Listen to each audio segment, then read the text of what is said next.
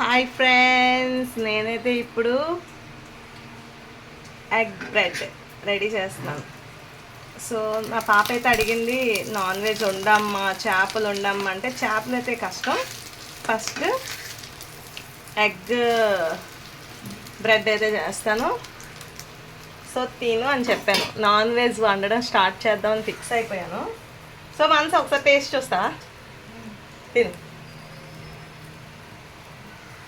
నేను కూడా టేస్ట్ చూస్తా ఎలా ఉందా.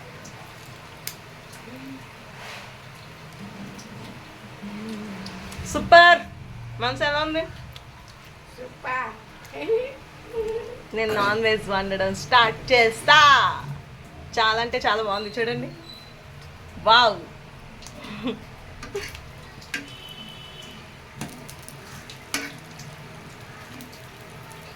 నేను వండి శివపతి నా కూతురికి ఎవరు వండుతారు?